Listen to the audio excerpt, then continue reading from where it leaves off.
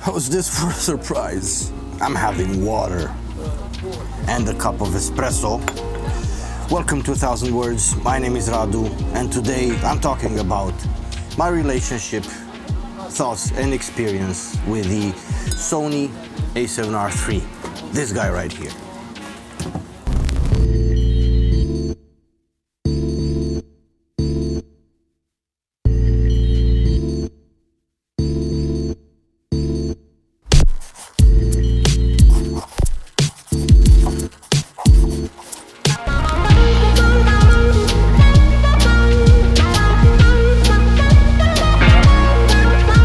Almost as good as beer. Still early in the day, no beers yet. And if you see me peering down ever so often, it's because I have notes. Yeah, twice the surprise today. Because this video is something I've been meaning to do for quite a while now, and it's for several reasons that I'm doing this video. First of all is because I think it's something worth talking about.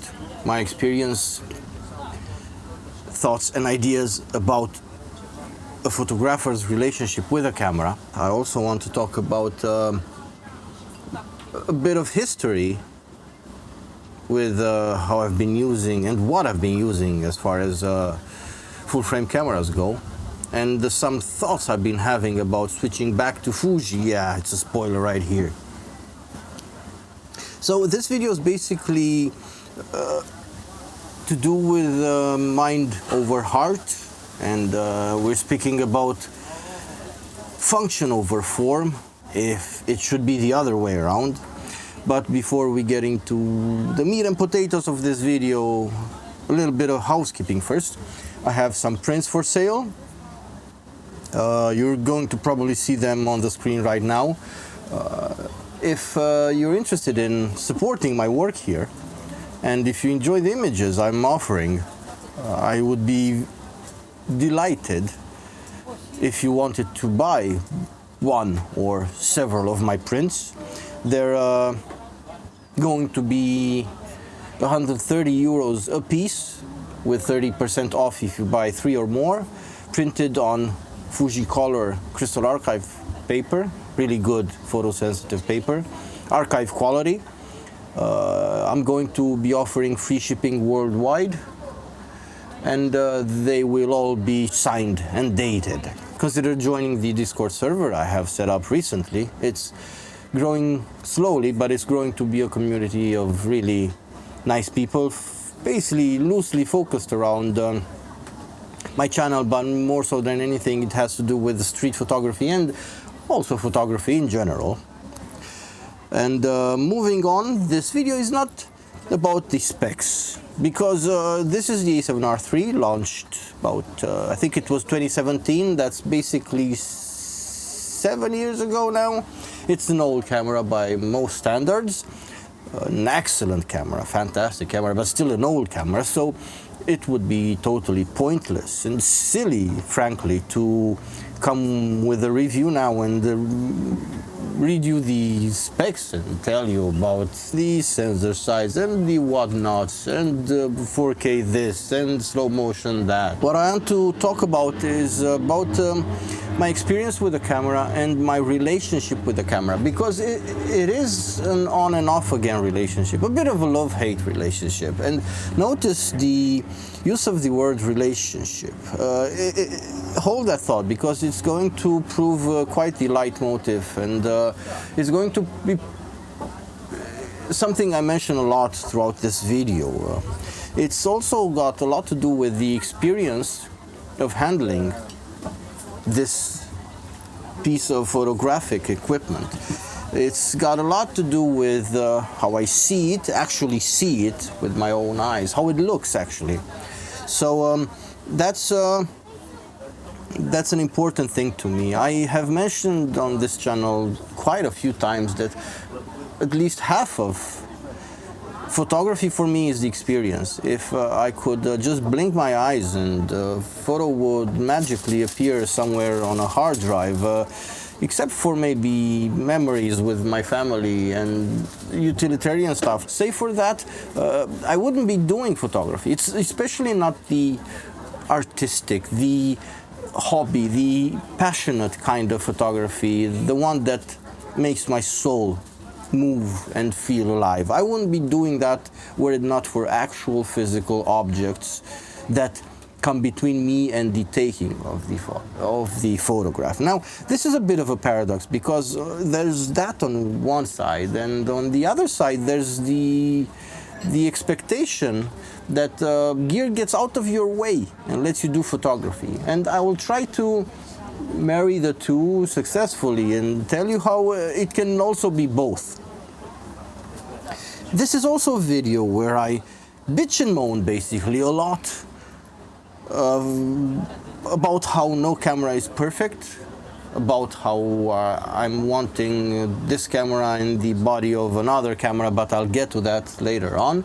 It's just something that has been on my mind quite a lot lately. It has been rather tiresome at some points, because I do have to say it's only been, what now, March, August, it's not even 5 full months since I've had this camera, and it's already up for sale. I'm having active listings of this camera for sale. So yeah, well, the fact remains that every time somebody asks about this camera, I feel a bit of like a queasiness, an uneasy emotion where I feel like I'm doing something wrong, and I feel like I don't actually want to sell it. At the same time, I'm not deactivating the for sale listings, so I'm still entertaining the thought of selling it to perhaps go back to Fuji. And let me get back to that later on.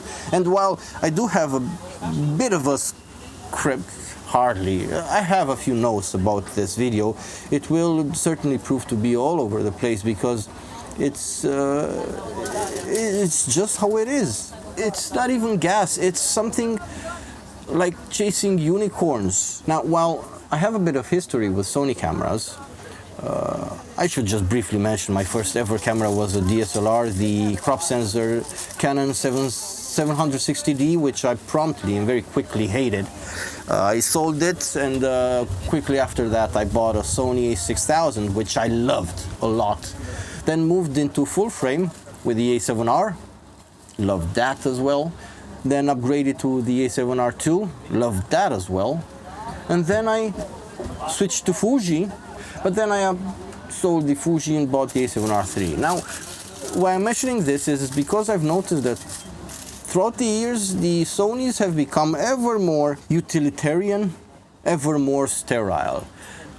My wife recently bought, well, I bought it for her, but it was my suggestion, but she's really happy with it. She has the a7R, the OG Mark I, and I can very easily compare the two. The a7R, while being, for all intents and purposes, a lesser camera in all respects than the a7R III, and even compared to the a7R II, it's a much more pleasant camera. It's really more easily liked. I feel like it looks nicer, it feels nicer. I'm the kind of photographer that really uses really short focal lengths, basically never anything longer than 60mm. So coupled with that, I'm gravitating towards really small lenses. So the small grip and the small body is really not an issue for me. Quite the contrary, it's something that I find a bit of an advantage. Also, I find the body design of the a7R to be more pleasant to the eye than this very utilitarian, very DSLR kind of design. Now, I will also go ahead and say that compared to basically everything else that is available on the camera market right now, I find the Sonys to be the nicest. The way the viewfinder housing is kind of like this trapezoidal shape, is very reminiscent of older Konica cameras.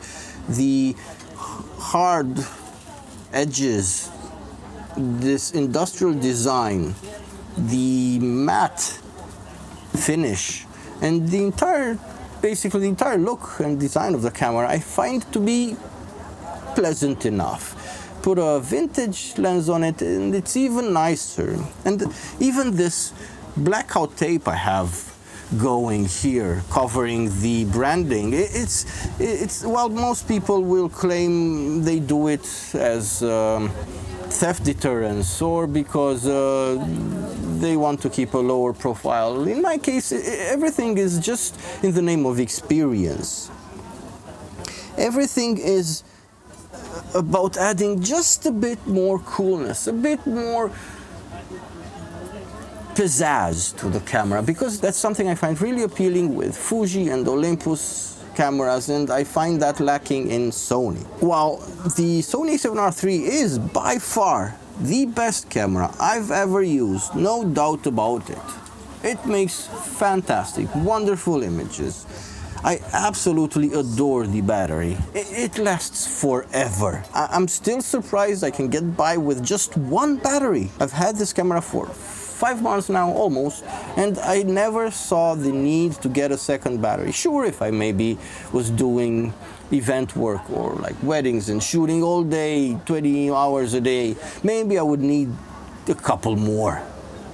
But the way I shoot now with my street photography, and oftentimes I'm out for 6-7 hours a day, like right now it's 2 o'clock and I'm probably going to be going home at 8 or 9 o'clock. That's 6 full hours of, well, not constantly and non-stop, but still I'm using the camera for hours. And I will be going home with 60 or 70% battery still remaining. I absolutely adore the battery. I love the sensor. I find it fantastic. I think it's wonderful. The IBIS is really useful for shooting low light with really slow shutter speeds. And while a lot of people will claim that 16 megapixels is just fine for street photography, and I'm not necessarily going to contradict that, but I am going to say that I find the 42 megapixel sensor of this camera to be quite an advantage, because you see the relationship between grain or noise size and sensor size is such that when I usually post images that are 2048 pixels on their longest size to Facebook and basically all over social media. So I downsize, I scale down all my images. Now, the thing with scaling down an image, it also means it scales down the noise. And subsequently, you get very, very fine grain. It almost looks like film grain.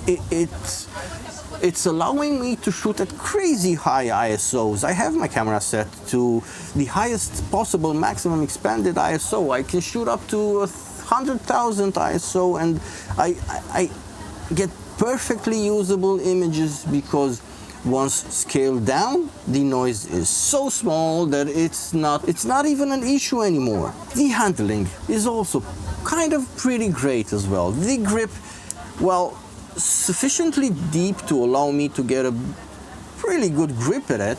I find that while with the a7R II I needed an extension grip, with this one I no longer need one. My pinky sits right here underneath the camera, but I usually hold it like this, kind of like a pistol. If I take the camera away, my hand is kind of like this.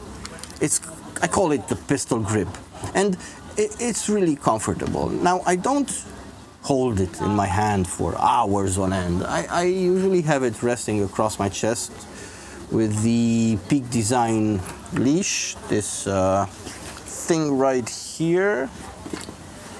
Yeah, this is the Peak Design leash pronunciation. And yeah, the handling is pretty great, but I feel like it's bland.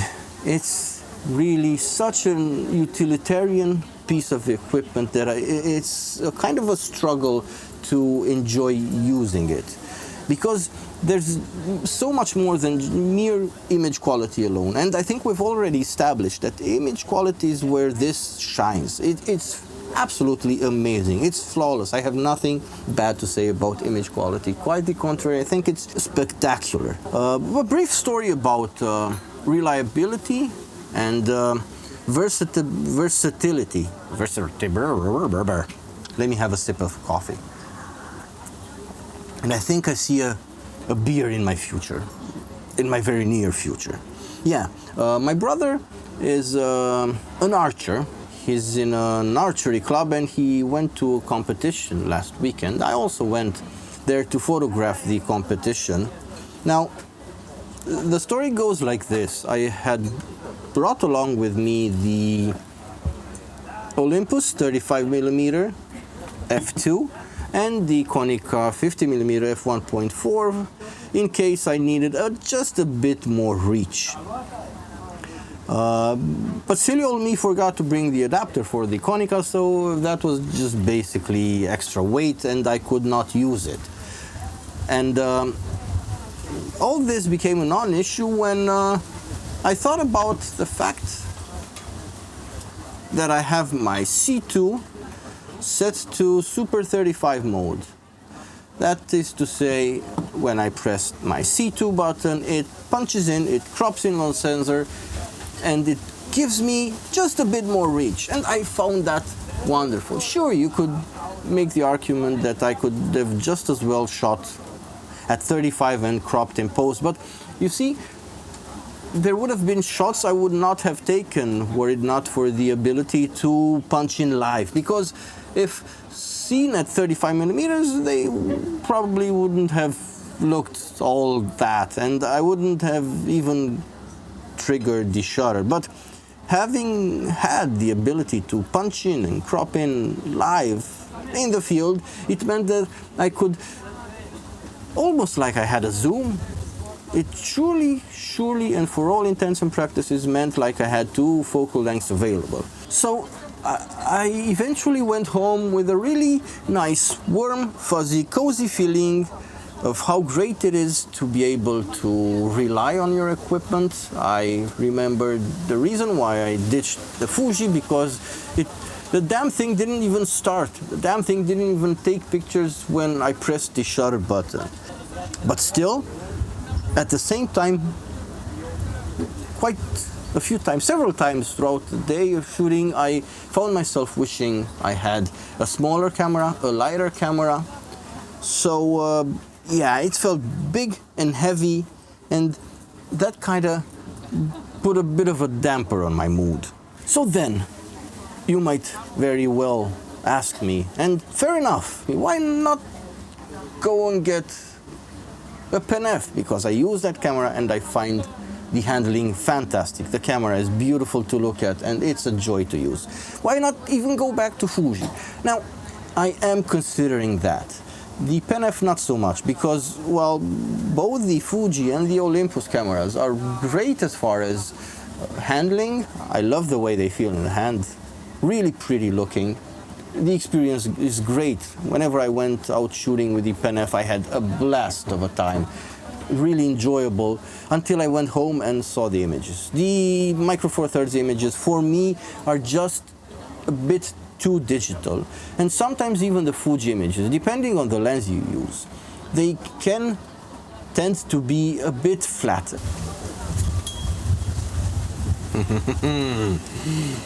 Cheers, guys. I'm having Birra Moretti, Italian beer. Quite good. Not my favorite, but certainly not bad.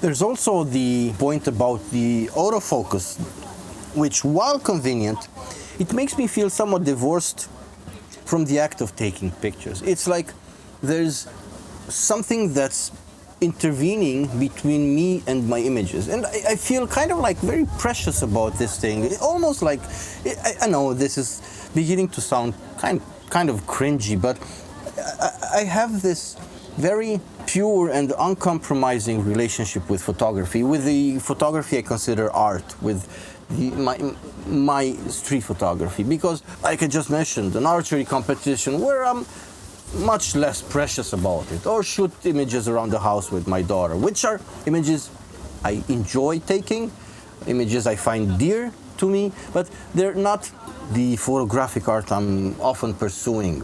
So that's one thing. It's making autofocus, it's making me feel much less responsible and much less proud of my actual photography. I know it sounds crazy, but it is what it is. One can now very justifiably make the point, why not a Fuji or even a Micro Four Thirds camera with manual glass? There's certainly a lot of manual glass available.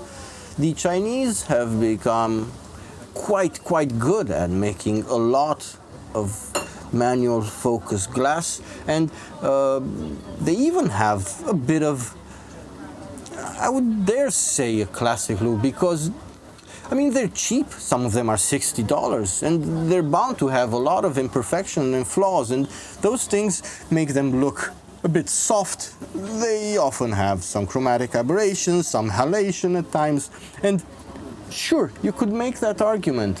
Why not go for a Micro Four Thirds or a Fuji camera and use those manual lenses, if I'm all for the manual experience and whatnot? I touched upon why Micro Four Thirds is not an option earlier, because of the really flat images. And for that to not look as flat in digital, you really need f1.2 and faster.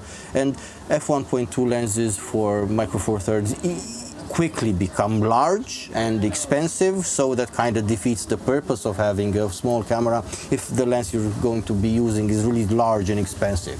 Now, the Fuji is where things might be rather more approachable, because there is quite a lot of availability for lenses on the aps-c side of things. However, I have found that there simply is no replacement for a full-frame sensor in terms of, not so much in terms of performance, because again, I don't really dislike grain. I have shot the Fuji at 52,000 ISO. I think it can get as high as that, but I don't mind grain and noise in my images.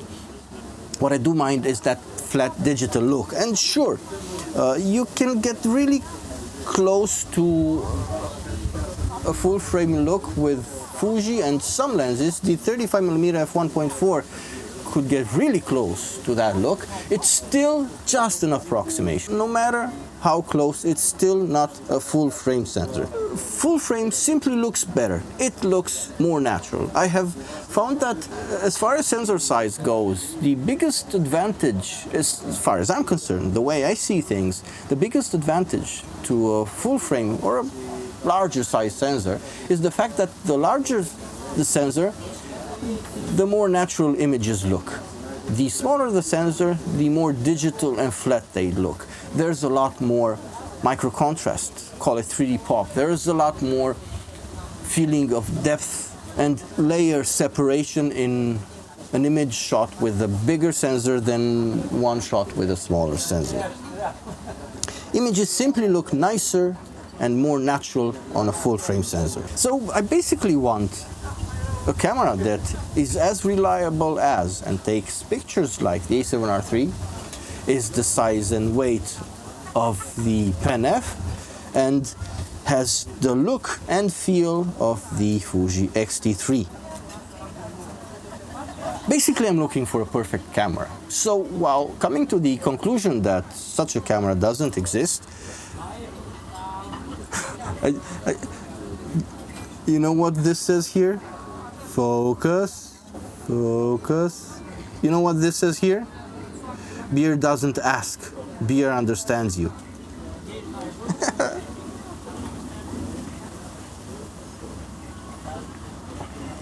I wonder if it understands my conundrum, because I'm basically looking for a perfect camera. And while reaching the conclusion there is no perfect camera, where does that leave me? Where does that leave everything? Because I think it's about striving for a mature attitude. An approach where I struggle to be the master of my whims and desires and not have it the other way around, where my whims and desires are the master of me. Because if they are, that means switching systems, and switching systems is expensive, tiresome, it's mentally fatiguing, because it's about selling stuff, making packages, and looking for stuff to buy, waiting for it to come. And once they do come, the rush and the excitement of having new gear eventually fades off, and it's practically gone in a week or so. It consumes a lot of mental energy. It's tiring, and while the novelty wears off quickly, you are left with money spent, time spent foolishly on things other than taking images. And I think it's about choosing to stay with the trustworthy and the reliable in favor of the pretty and wild, choosing to stay level-headed instead of being charmed by the allure of a beautiful, pretty camera. Because, well, this is not ugly, but it is big and heavy, and I often wish for smaller, lighter, and also prettier cameras. What about inspiration or lack thereof? Because, well, this does make fantastic, incredible images, I find myself not wanting to use it as often as I would a Fuji, or even the Olympus, Pan F, or the OM5. For how long should I struggle? And why should I struggle? Why do I need to discipline myself into liking something I don't like? It's where I'm reaching the end of my rant, because if I have ever ranted on this channel, this is certainly the biggest rant of all. I wanted to put this out there, firstly because I'm hoping to get some advice from you. I'm hoping to hear from people that have been through stuff like this before. I'm hoping to use this as a way to clear my head and maybe think of things and see things from another perspective, because it's really a complicated matter, and I really envy people like my wife, for instance, or some other people. I recently saw a video with a guy saying he had used his camera for 8 years. 8 years. That's amazing. That's incredible. I envy those people. I really wish I could just be happy with what I have and just see these for what they are, tools. And as long as they get the job done, as long as they don't break, as long as they allow me to take the images I want, be happy for years. Now, as much as I wish this was the case, sadly it's not. I'm not built like that. I don't function like that. I don't feel like that.